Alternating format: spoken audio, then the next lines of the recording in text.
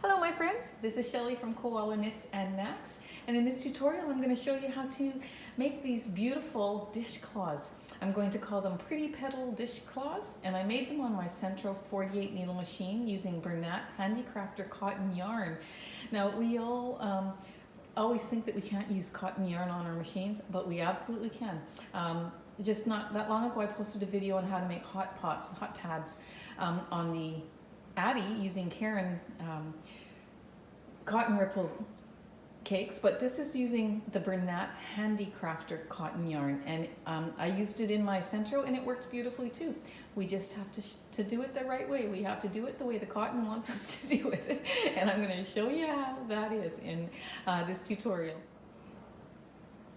Now to make these little dishcloths, you need, if you want to make them double color, you use 2 balls, and out of 2 balls of the small Bernat Handicrafters yarn, you get 4. All 4 of those yellow ones are made with only 2 balls of cotton, so that's awesome. These dishcloths measure 6.5 inches across, and in diameter they're 19.5 inches in diameter. They're just like perfect to hold in your hand. I show you what it looks like in the video at the end, but I just stick it in my hand like this, and it's just a perfect size for washing your table and for washing your dishes. When we have the square ones, we fold them in half anyways, they're in 4s, and so this is perfect size. Nobody said we had to stick with square dishcloths. So anyways, nice, easy to squeeze with one hand and wash your dishes.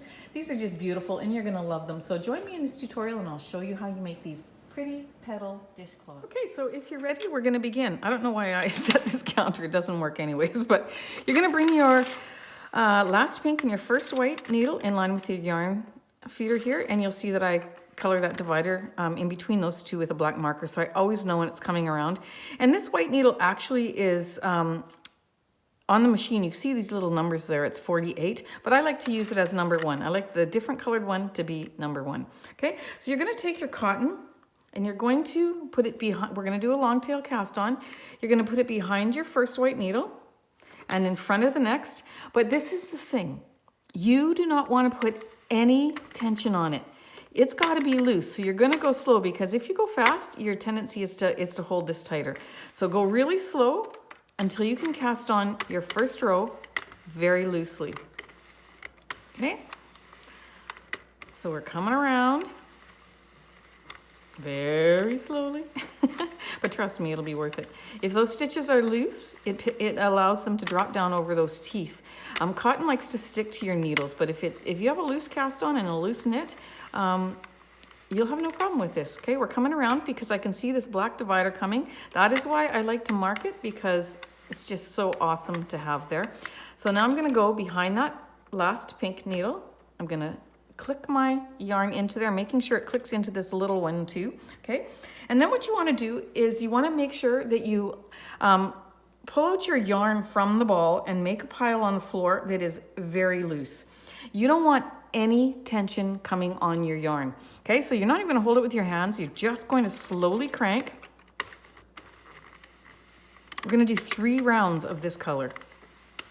Slowly crank, and you'll see that because it's loose, everything is falling down, and it's not tight around the needle, so it's not creating a duplicate stitch so far. But this is row 1. And yes, you have to go slow. If you go fast, you will have tucked stitches. This yarn is very finicky, and it needs a lot of love and care and patience. But you know what? You're only doing 20 rows for this whole project. So, man, you can take your time and go slow. This is 2. I don't have a counter, like I said, on this. It doesn't work. And it is surprising that even when I have like 3 or 4 rows, I lose count. I have a 2-finger counter that I use. But I haven't got it going for this because I'm going to switch yarn right away. So this is 2. And see how nicely that's flowing?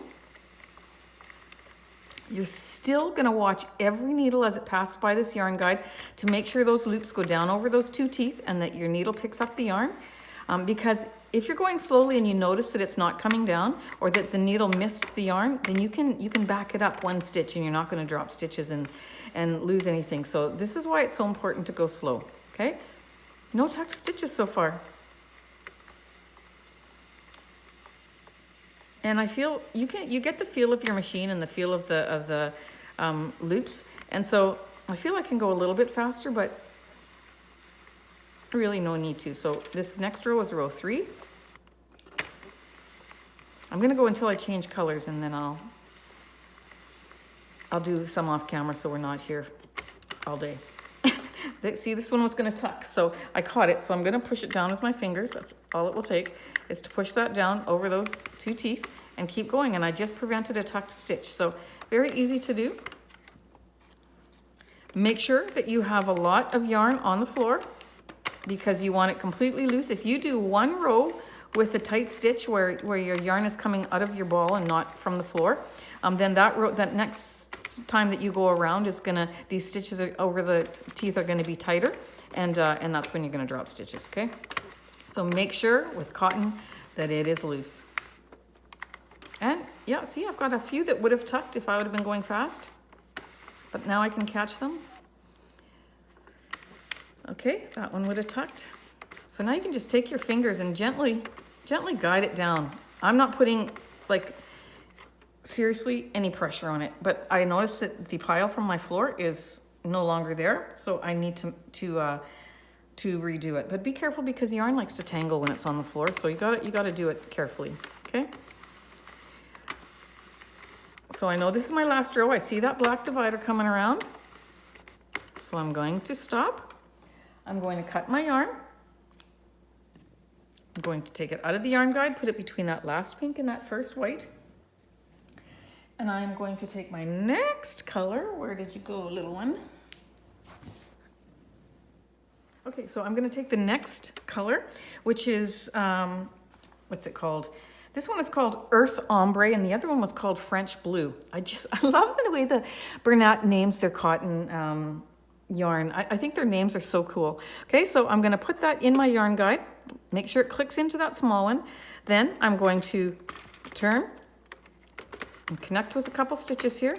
Now, generally, I tell you when I'm using acrylic yarn that I take both. If you watch any of my videos, you'll notice that I take both of these and I pull on it so that that's tight and the tension stays the same, but I don't want to do that with cotton because that will tighten my stitches. And then when I get back around to this place, to this area, then it's going to drop. So I don't want to pull it that way because all my stitches are fairly loose, so we're going to keep it that way.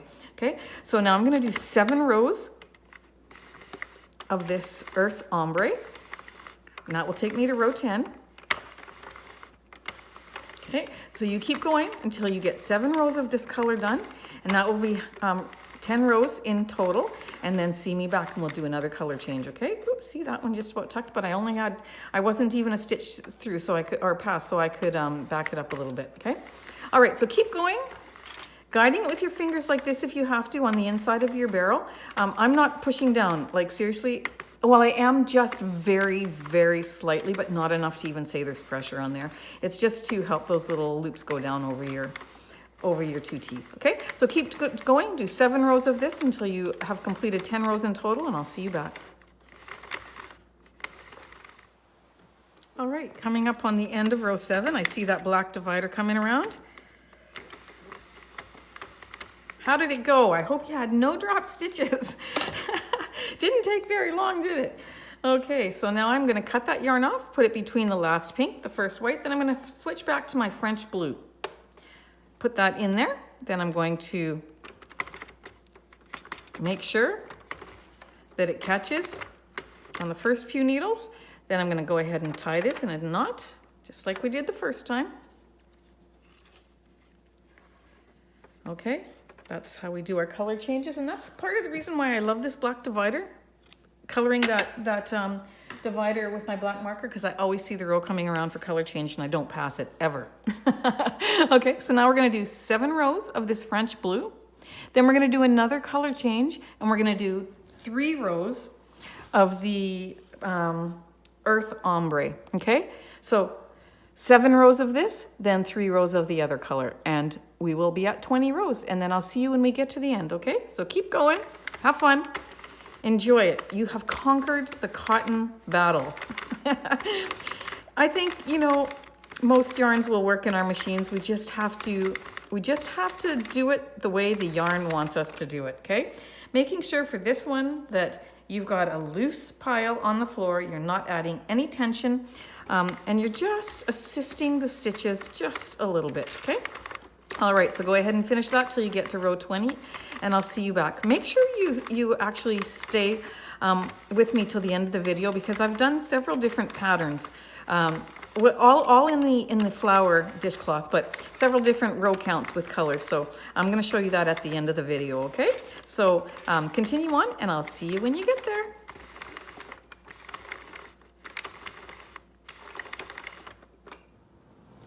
Okay, so we are at row 20. We just finished row 20. You're going to cut off a long tail.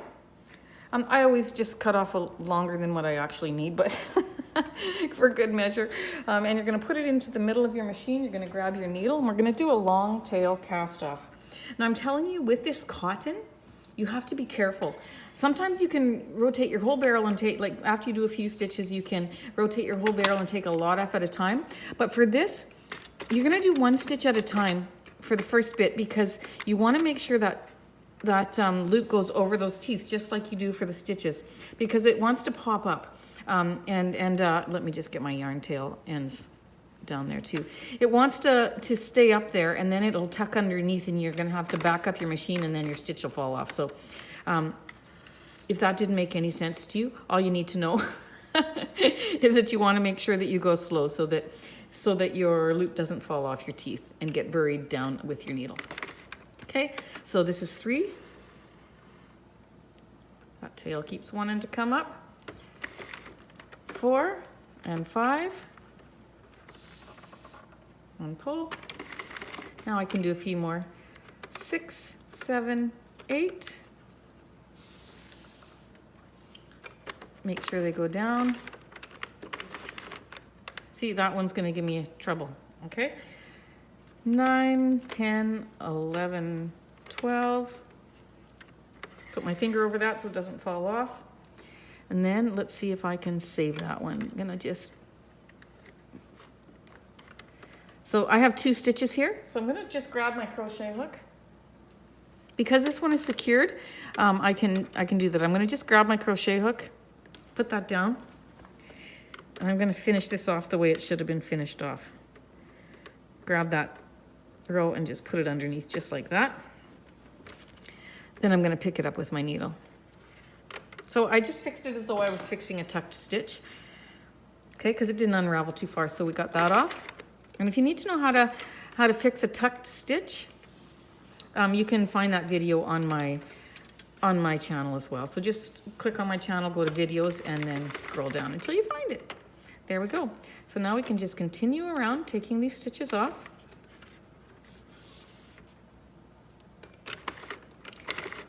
See that one tucked too? So I'm gonna back it up just a little bit and push it down over those teeth. Take these 2 off. So you really, with this cotton, you really have to go slow. Only take 1 or 2 needles, 2 at the max.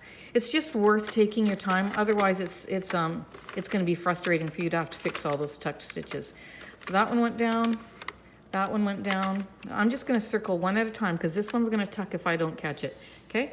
So I'm going to back it up just a bit, push it down over those 2 teeth, then go ahead and finish taking it off. Okay. That one, this one's going to tuck too, so I'm going to back it up, push it over the red teeth or the pink teeth, then take it off. Okay. So if you go slow, you can catch them. That one's not going to go over the teeth either. So it's just like when we're doing a row of knitting, we're pushing those little loops down over those teeth before the yarn passes through it. You have to do it for the cast off too when it comes to this yarn. Okay, back it up, put it over the teeth, take it off. I'm going to just pull that through. We're getting near the end here, okay?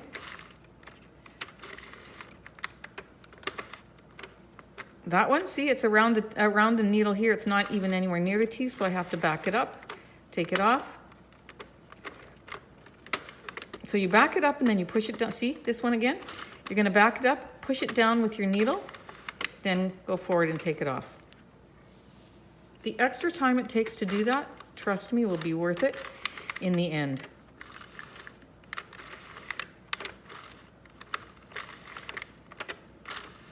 I'm having to do it to all of these.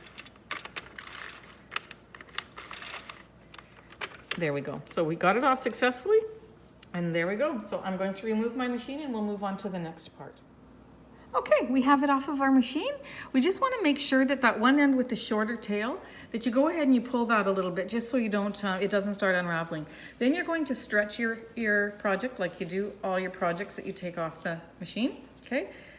Just so that all those stitches line up, and it's hard to stretch it widthwise, so lengthwise is good for this project, okay? And now we're going to take that short end. I want to get rid of that short end first. And we're going to pull it. I'm going to move my camera up 1 second. Okay, so we're going to pull that end ever so gently, and believe it or not, my friends, cotton breaks pretty easily. So you wanna, this whole project is a project of love. You gotta just take your time and be gentle, okay? So there we go. We can spread that out a little bit. We only need one really long end, so I'm going to cut this off. It was our shorter end to begin with, so I'm gonna cut that off. I'm gonna grab my needle.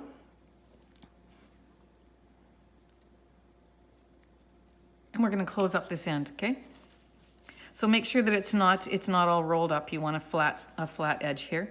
Then you're going to go through these stitches, picking them up, just like we close a beanie. Except for when you pull on the cotton yarn to tighten it, you got to be very gentle. So like I said before, it will break easily. So what I do is I go around 3 or 4 times, and every time I go around, I don't connect with every stitch. I will miss a few because this cotton yarn makes it so tight. Okay, I'm going to pull a little bit. Where's it coming out? There it is. Take a few more, pull a little bit, take a few more, pull ever so gently. See how it's closing up? And I'm going to keep going around and doing that until I can get it pretty much closed. It doesn't have to be completely closed, but it has to be pretty close, okay? So I've missed some stitches there, but that's okay. You just want to go around and grab. I'm going to go over to this section here and grab a few because it does get tight. Okay? And that's good. That's good. So now from there, we're going to just pick up a couple bars and we're going to tie a knot. Just one, and then push it down like that. Take your needle that's threaded and put it through that hole. Bring it up the middle and bring it out. Okay? Now we're going to do the same thing to the other side.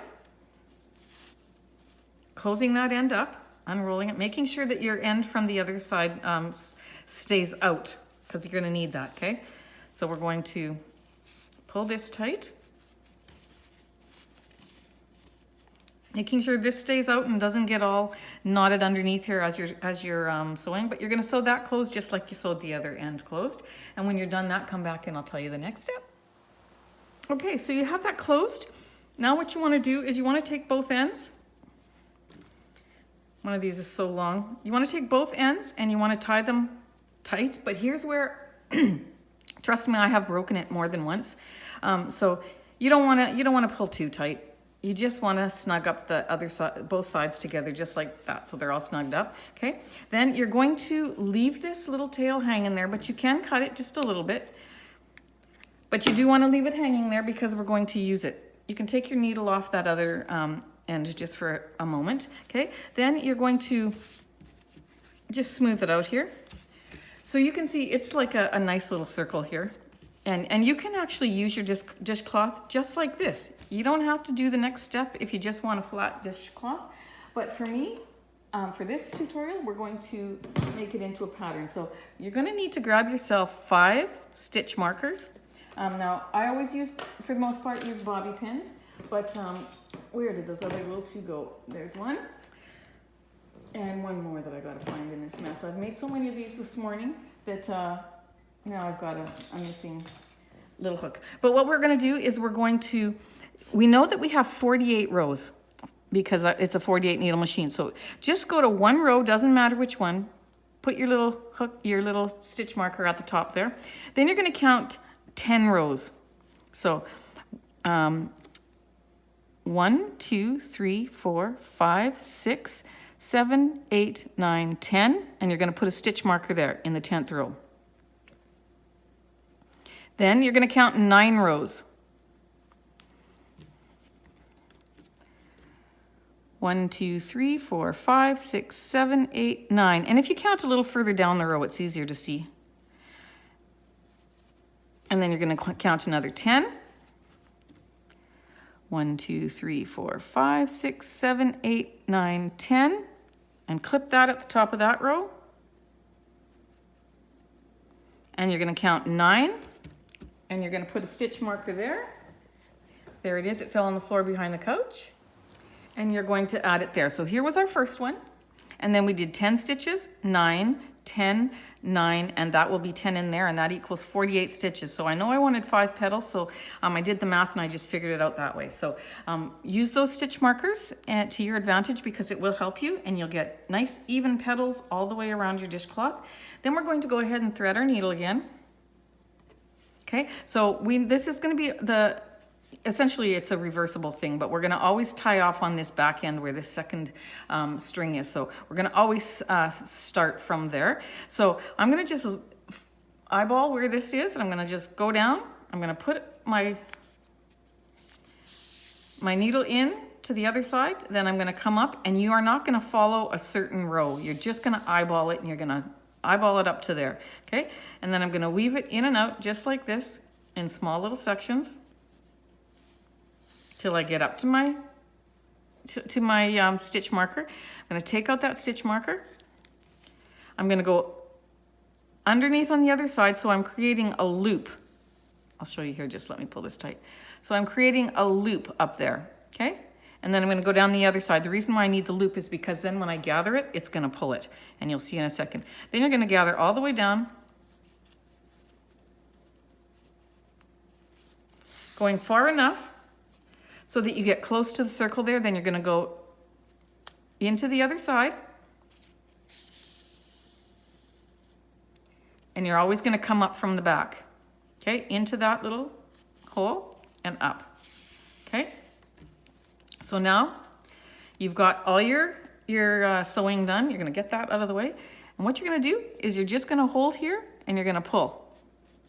See how that gathered? You only want to pull a little ways just so you can see the indent of the petal, but not much further because you don't want to make a really small dishcloth, okay? And so then you're going to take this yarn end that's here and you're going to tie it. Just one tie, okay?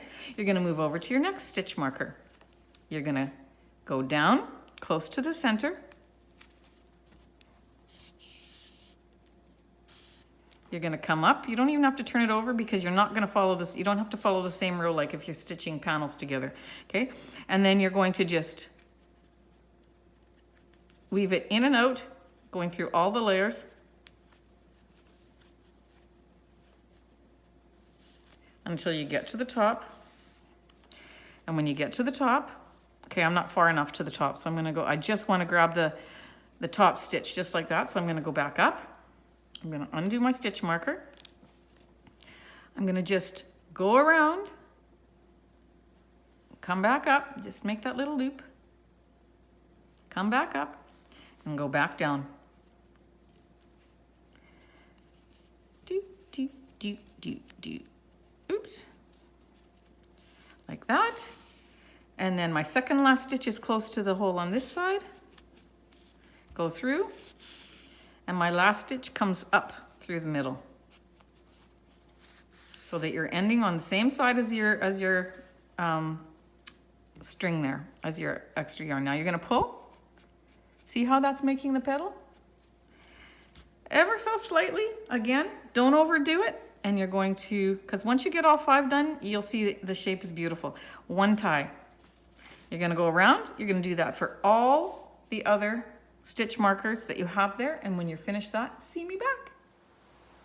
All right, you've got all 5 petals done. It's looking wonderful. You're going to take those 2 yarn ends that are in the back, and you're going to now double knot it. Okay. Then cut these off so that they're not too long. Then I insert my needle because it's pretty tight in there. I insert my needle, then I thread them with both ends.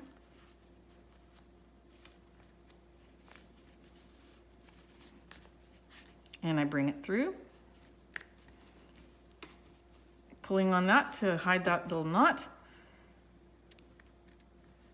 Cut it off. Then you're going to take your petals and you're going to just stretch them.